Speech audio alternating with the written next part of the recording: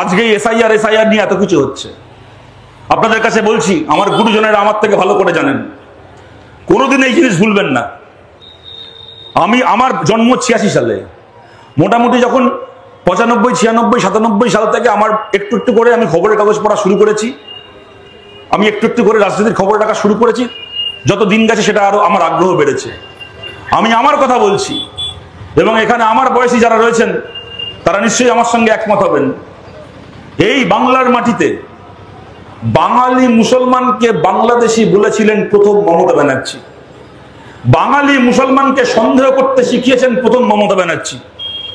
97, 98 সালের পর থেকে দিনের পর দিন বলে গেছেন যে বাংলাদেশ থেকে লোকেদেরকে ঢোকাচ্ছে সিপিএম। সমস্ত সীমান্ত এলাকায়, বর্ডার লাগোয়া এলাকায় বাংলাদেশ থেকে লোকেদেরকে ঢুকিয়ে সিপিএম রেশন কার্ড বানিয়ে দিচ্ছে, সিপিএম হচ্ছে ভোটার আই কার্ড বানিয়ে দিচ্ছে করে তারা সবাই সিপিএম এর ভোটার হয়ে যাচ্ছে, তারা সিপিএম কে ভোট দিচ্ছে বলে রাজ্যে বামফ্রন্টের সরকার চলছে, নাহলে বামফ্রন্ট সরকার চলে যেত।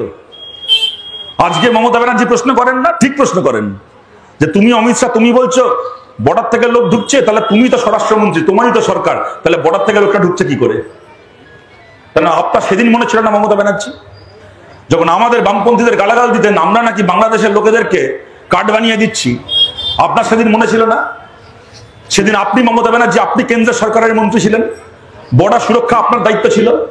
কোত্থেকে বাংলাদেশ থেকে লোক আসতো যে আমরা কার্ড বানিয়ে তাকে ভোটার বানাবো? কোত্থেকে লোক আসতো? আপনার সেদিন মনে ছিল না? দিনের পর দিন এই রাজনীতি করে গেছেন মমতা ব্যানার্জি। লোকসভায় স্পিকারের মুখে এরকম বান্ডিল বান্ডিল কাগজ গিয়ে ছুঁড়েছিলেন যে এগুলো হচ্ছে জাল ভোটারের নাম। পশ্চিম বাংলায় বাংলার খেটে খাওয়া মুসলমান মানুষ খেতে কাজ করেন, ছোট দোকানদার, রাজমিস্ত্রির কাজ করেন, কাঠের মিস্ত্রির কাজ করেন, সকালবেলা ট্রেন ধরে কলকাতায় কি আশপাশে যান, ছুতোর মিস্ত্রির কাজ করেন, সন্ধ্যাবেলা বাড়ি ফেরেন, দিন আনা দিন খাওয়া গরিব মানুষ বান্ডিল বান্ডিল তাদের নাম নিয়ে গিয়ে লোকসভায় স্পিকারের মুখে ছুঁড়ে মেরেছিলেন, স্পিকারের টেবিলে ছুঁড়ে মেরেছিলেন, মেরে বলেছিলেন এগুলো বাংলাদেশিদের নাম, ভোটার লিস্ট থেকে কাটতে হবে। এই আপনি মমতা ব্যানার্জি দিনের পর দিন লোককে বুঝিয়েছেন যে পশ্চিম বাংলায় সাধারণ বাঙালি মুসলমানকে সন্দেহ করো, আপনি বুঝিয়েছেন।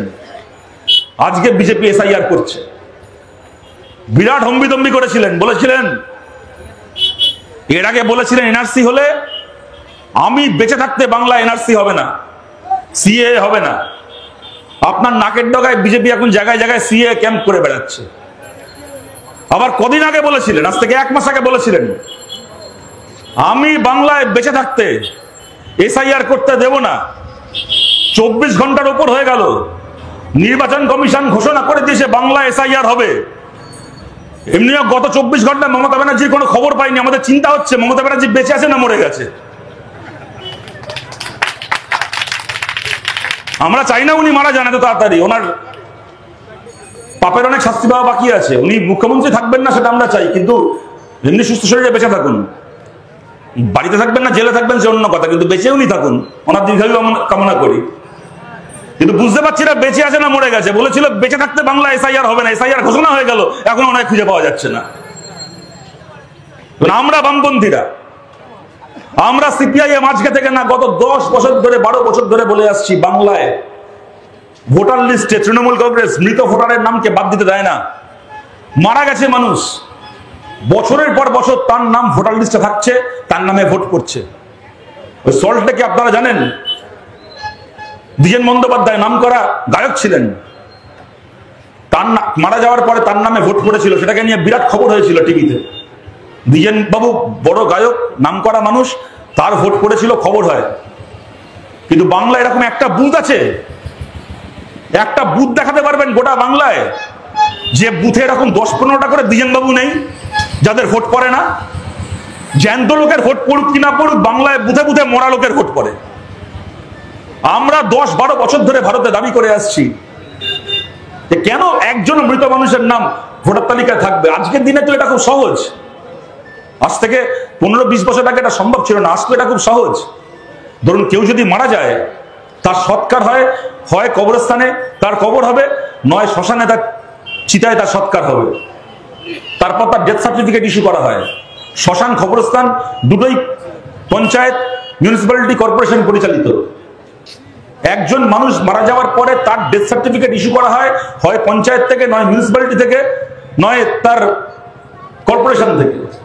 তো কেন এরকম হবে না যে মুহূর্তে একজন মানুষের ডেথ সার্টিফিকেট সরকারি দপ্তর থেকে ইস্যু করা হচ্ছে, সঙ্গে সঙ্গে অটোমেটিক্যালি নির্বাচন কমিশনের অফিসেও তার একটা চিঠি পৌঁছে যাবে, কম্পিউটারে উঠে যাবে নির্বাচন কমিশনের দপ্তরে, যাতে করে কিনা অটোমেটিক্যালি ভোটার লিস্ট থেকে সেই নামটা বাদ হয়ে যায়। কেন এটা হবে না?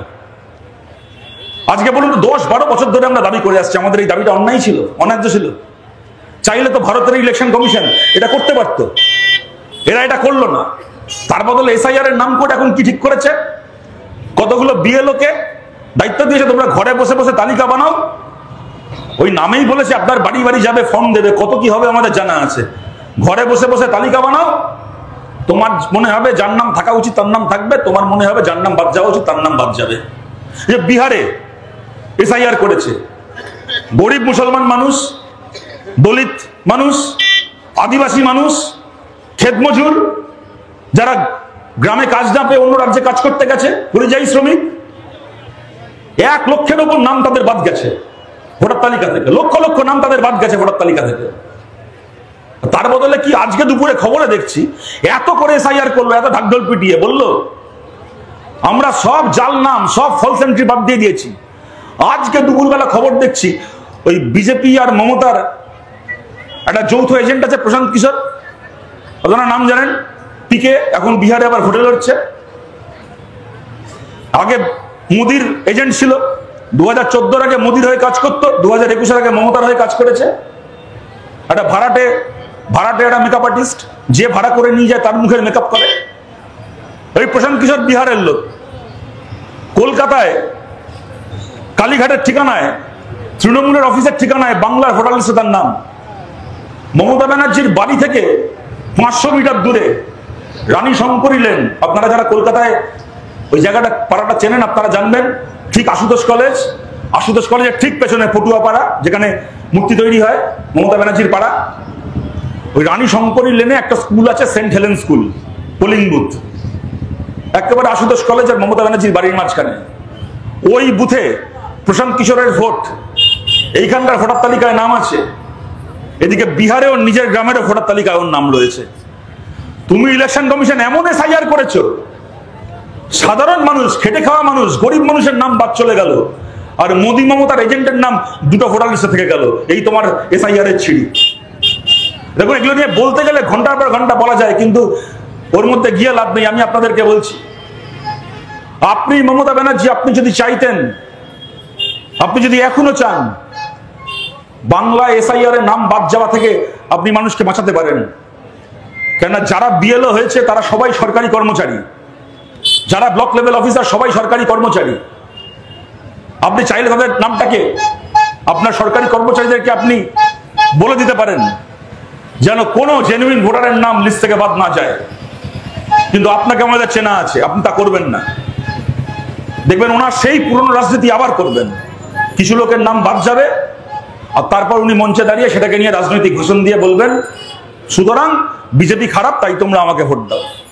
যেখানে আমাদের পার্টির যারা কর্মীরা রয়েছেন, আমাদের সিপিআইএম এর কর্মী যারা রয়েছেন, তাদের সবার কাছে আবেদন করছি, আজকে থেকে যতদিন না এই এসআইআর এর কাজ শেষ হচ্ছে, খালি এই কুলপিতে বলে নয়, গোটা বাংলায় আমাদের যতগুলো পার্টি অফিস আছে, যতগুলো সিপিআইএম এর পার্টি অফিস আছে, আমাদের প্রতিটা পার্টি অফিস কে ভোটার সহায়তা কেন্দ্র হিসেবে গড়ে তুলতে হবে মানুষের জন্য।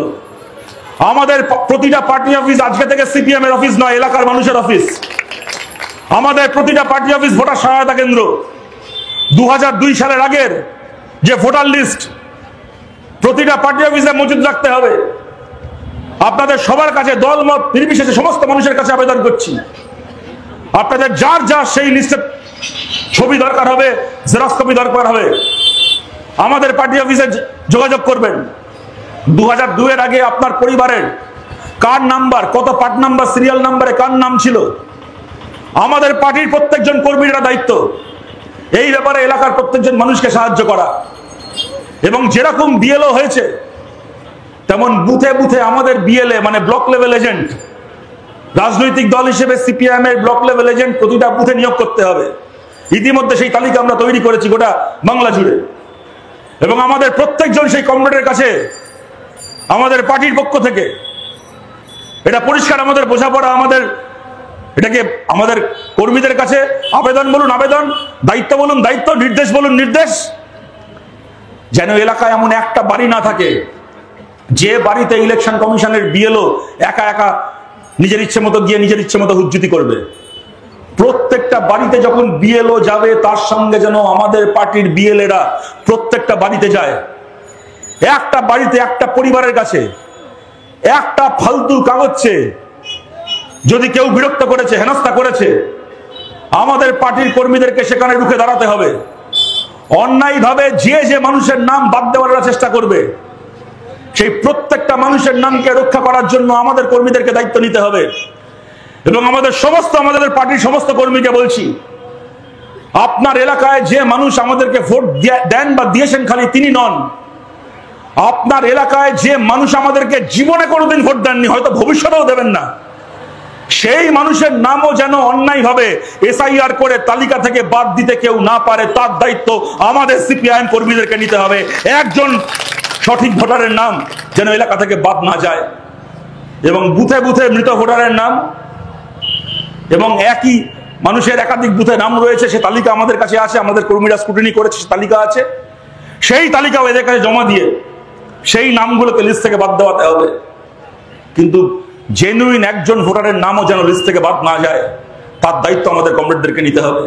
এই আবেদন করে আপনাদের সবাইকে ধন্যবাদ জানিয়ে, এরকম যেভাবে ঐক্য রক্ষা করেছেন সেইভাবে ঐক্য রক্ষা করতে হবে, আমাদের এই লড়াই সফল হোক, এই আবেদন রেখে আপনাদের সবাইকে ধন্যবাদ জানিয়ে আমার কথা শেষ করছি। ভালো থাকবেন সবাই, নমস্কার।